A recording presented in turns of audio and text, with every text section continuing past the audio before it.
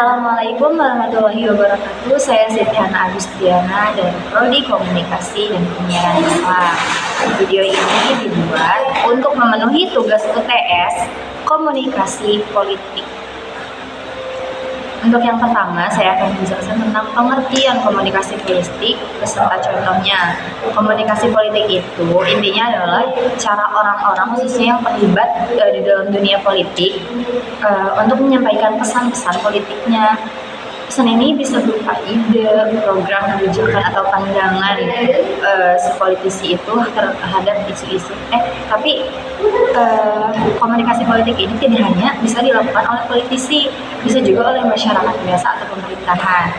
Nah, kalau contoh di media masanya seperti debat capres yang tayang di televisi, terus pidato kenegaraan atau pengesahan undang-undang yang ditayangkan secara live di televisi ataupun di YouTube seperti itu, atau juga konten kampanye dari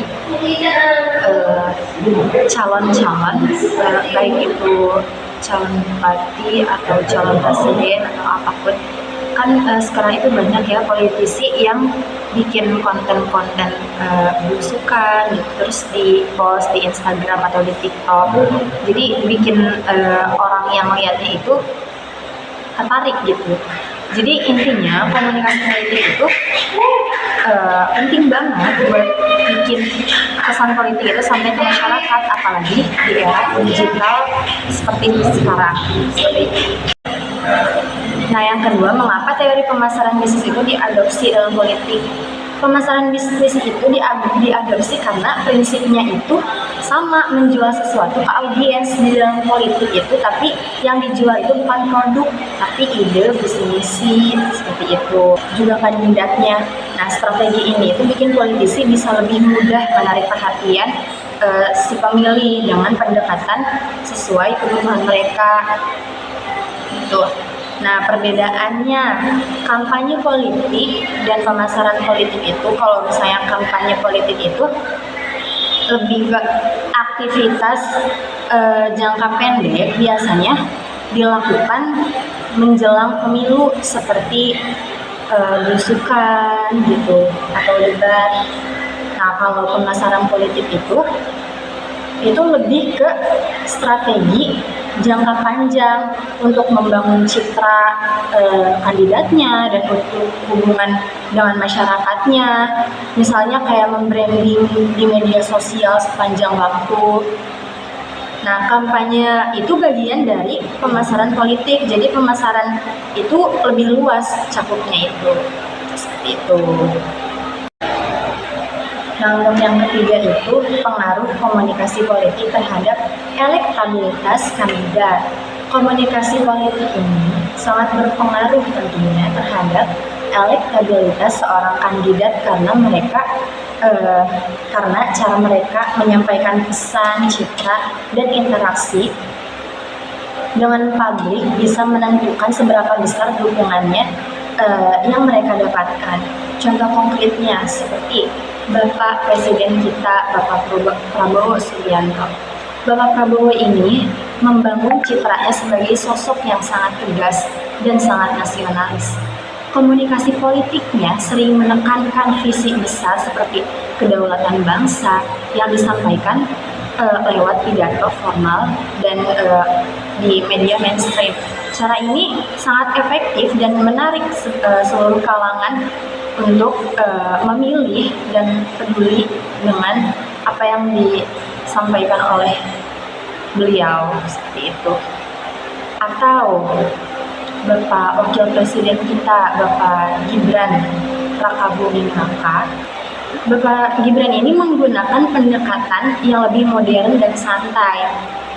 Jadi Pak Gibran ini lebih memanfaatkan media sosial untuk berinteraksi langsung dengan anak muda, dan gaya komunikasinya itu yang spontan dan relatable itu membuatnya sangat mudah diterima oleh generasi milenial dan generasi Z, sehingga elektabilitasnya itu meningkat di kelompok Gen Z dan milenial ini, seperti itu. Yang keempat, Pengertian mitologi dalam politik dan contohnya. Mitologi dalam politik itu seperti cerita, simbol, atau narasi yang diciptakan untuk membangun citra, kepercayaan, atau identitas tertentu bagi seorang tokoh maupun ideologi gitu. Mitologi politik sendiri sering digunakan untuk memperkuat loyalitas atau meyakinkan publik akan keunggulan seorang kandidat. Contoh di realitasnya misalnya Bapak Soekarno sebagai Bapak Proklamasi. Narasi ini itu membangun citra seorang Soekarno itu sebagai pemimpin besar yang memperjuangkan kemerdekaan Indonesia, meskipun tentu saja perjuangan kemerdekaan itu melibatkan banyak pihak. Atau Bapak Jokowi yang dikenal sebagai pemimpin yang merakyat. Mitos ini itu diciptakan dari gaya komunikasi Jokowi itu yang sering belusukan dan dekat dengan rakyat sehingga dianggap sebagai simbol pemimpin yang sederhana. Nah, mitologi ini biasanya dikuatkan lewat media massa, cerita rakyat, atau bahkan simbol-simbol seperti foto atau patung. Yang kelima, pandangan saya tentang perilaku komunikasi politik dari Cawagup dan Cawagup di Purwakarta.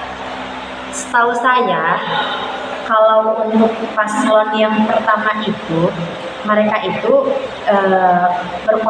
berkomunikasi dengan masyarakatnya itu lewat belusukan. Kalau misalnya untuk keseluruhan semuanya juga kan komunikasi politiknya itu pasti dengan kampanye ya, sama semuanya. Cuma kalau misalnya tentang belusukannya itu saya tahunya paslon 1 itu ke desa-desa terpencil gitu. Nah, kalau untuk yang nomor 2 itu dia tuh belusukannya itu ke yang kecamatan-kecamatan yang di kota seperti itu. Nah, kalau untuk paslon nomor 3 saya kurang tahu karena ya saya tidak mengikuti itu, tidak mengikuti. Cuma kan saya mengikutinya itu di sosial media. Ya banyak yang nggak suka aja gitu. Pokoknya mah ya otomatis cara berkomunikasi politiknya itu kurang dengan masyarakat seperti itu. Nah, kalau untuk yang keempat itu juga sepi. Jadi ya setahu saya gitu di lingkungan saya mah nggak rame gitu tentang si paslon nomor 3 sama paslon nomor 4. Cuma semuanya itu pastinya sama-sama kampanye, sama-sama menggunakan money politik seperti itu. Sekian dari saya. Wassalamualaikum warahmatullahi wabarakatuh.